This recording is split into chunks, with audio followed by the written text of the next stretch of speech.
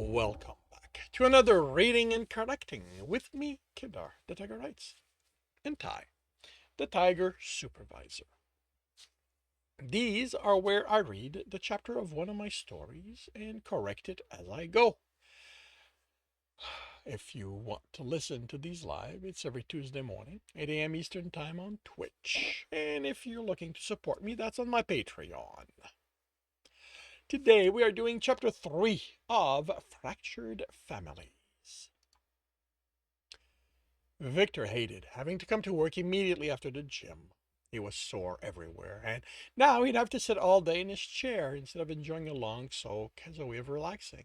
But some idiot had decided to alter the schedule and keep that from him until the last minute. Now, instead of a nice relaxing evening after an arduous workout, here he was. It didn't help that he wasn't a fan of exercise. His weight problems hadn't been caused exclusively by the humiliation. Keeping his weight down had been the problem his entire life. Being ostracized by the department had just made it easier to justify not keeping up with the regimen. And he ate when depressed.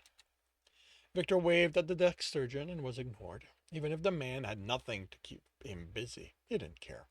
Victor had decided that with the new look, he was going to have a new attitude toward life. He was done letting the fact that everyone at the precinct hated him bring him down. Though he couldn't afford an implant to regulate his mood, he'd found his own method, and he was going to be happy. The rest of the universe could just go fuck itself. That attitude had let him keep the weight off for a year now. The body sculpture he'd gone to had made it clear that Victor would have to put the work to maintain the shape. He'd hoped to buy himself a brand new you, as the advertising went, a body that never lost its shape, that could metabolize whatever food he ate. But that body had been outside of his reach. So he'd settled for a reputable body sculptor. Even getting himself rejuvenated back to his 40s had proved to be unaffordable.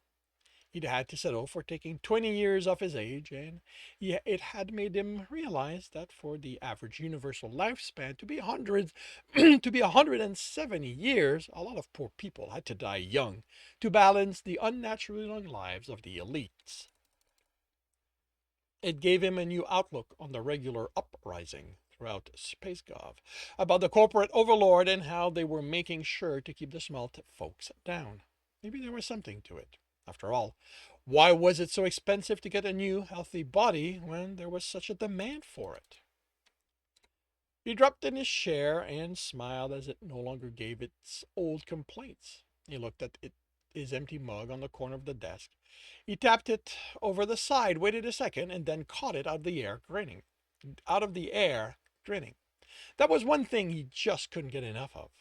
It used the little money he had left for a muscle memory augment, fully organic, but permanent. A side effect of that had been the way his reflexes had sharpened to an almost mechanical level. He wasn't any faster, but he no longer fumbled about. His hand went exactly where he wanted it to go. His shooting had improved immensely with only a few extra practice a week. Another side effect of the whole treatment had been his hair. It had been thinning for over a decade, and he'd acquired a noticeable bald spot in the last few years.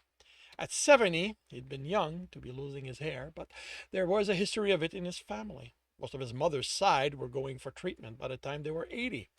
The stress he'd been living with at the precinct hadn't helped. Now, he was back to a full head of hair that was a vibrant dark copper. And finally, there had been the sex. Oh, how he'd miss wanting to have sex. When he'd built his dream body, he'd included a hypersexual upgrade, but that had been the first thing he'd had to remove. Why was everything sexual so damn expensive? So he'd done his best to accept that he'd have to live with a lack of desire, even if he forced himself to go to club a few times a month as a way of proving himself Tristan had been wrong. He wasn't alone because Tristan had destroyed his trust in other people. He could engage in physical activity with other guys. He just had no desire for it. And then had come that night. The man had approached him, brought him a drink. They talked for no more than 5 minutes, and then they were in one of the rooms, competing with the other rooms to see who could be the loudest. Now Victor looked forward to going out and meeting guys. "Hey, Barstone," a woman said as she stopped by his desk. "Hey, Becky." He gave her the brightest smile he could, and, as expected,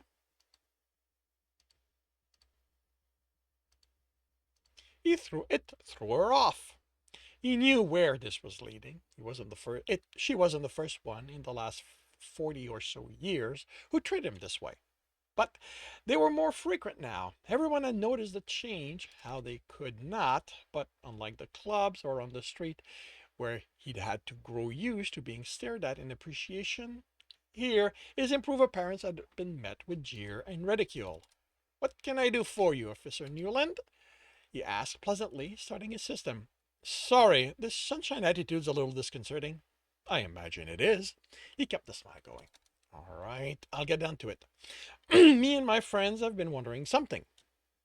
He looked around at her and the others, officer milling around a desk, trying to look like they weren't paying attention. He noted who comprised the group, and any hope he might have had this would actually be a productive meeting was thrown out an airlock.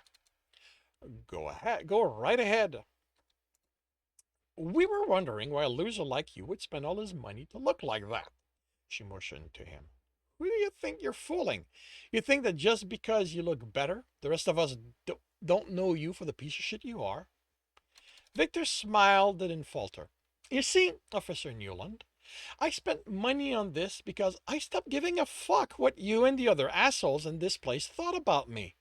I didn't do this for you, I did it for me. And you know what? This little game you and your friends play trying to make me feel bad, it is probably the funniest thing that's happened to me since, well, I was assigned this desk." He looked at her pleasantly, having to work at not laughing when she looked about ready to explode in anger. "Will there be anything else?" "Newland!" Captain Sonori yelled from across the precinct. "Get back to work!" He looked over the room. "What is it with you people? This isn't a spa, it's a law station. Aren't there criminals out there you're supposed to catch?" Becky glared at Victor like this was his fault and hurried to her desk, which her friends had abandoned.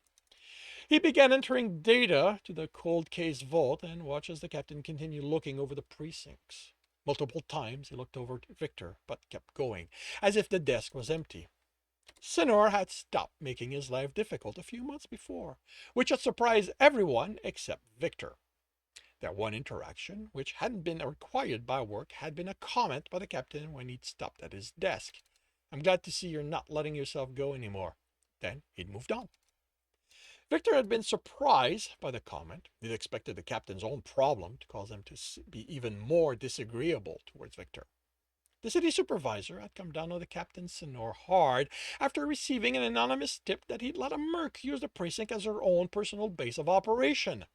He was sure the captain had done everything he could to defend himself, explain how she'd come with corporate credential, that he'd had to do as she said. Except the tip had included links showing the credentials weren't valid, links that could have been uncovered with nothing more than a standard net search.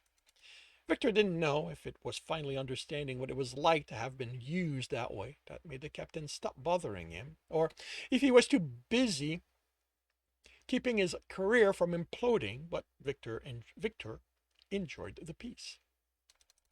Thinking of Catherine reminded him to check his programs. He'd spent good money for the search programs running through the net. He wanted to keep tabs on her, as well as Alex and Tristan. None of them had shown up on the net for more than a year now. Her, since he'd last seen her in the precincts getting her mercs out of the cells and ordering officers about. Them, since he'd handed the information about the drug dealers.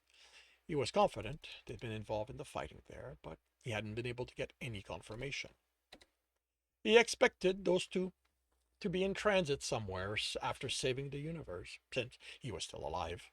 That he hadn't been informed Tristan had left the planet didn't surprise him. There had been a handful of ship thefts, and two of them fit what he'd go for. He figured they'd show up on the net eventually. The rest of the night passed quietly, for him at least. Captain Senor did regular rounds, and any time an officer was caught not working, there was screaming. He almost didn't stop by the gym on his way home. Twice a day, the body sculpture had told him if he was serious about improving the work he'd done, and he was. Luck got him a training partner, a good looking guy, tall, muscular, with dark skin, serious but not brooding. They talked as they trained, and afterward did more exercise together in the shower that could have gotten them expelled. He was sore when he got home, but happy. His message center informed him he had a multiple message. Men he'd met or had heard of him. Today was going to be the kind of day where nothing could bring him down. And then he saw the message on his terminal screen. Victor, I need your help. Crimson. This concludes chapter 3 of Fractured Families. I'm going to get them right. If you are enjoying this, please leave a like. If you want to know when the next chapter is going to be up, subscribe and hit the bell. If you want to read the book, as well as the others in the series, they are available on all major e-retailer. If you want a different way to support me, that's my Patreon, where you can also get access to just about everything I've written. If you want to listen to these live, it's every Tuesday morning, 8 a.m. Eastern Time. Links are in the notes. I still feel like I'm missing one. Links are in the notes, and with that, I shall wish you a good day.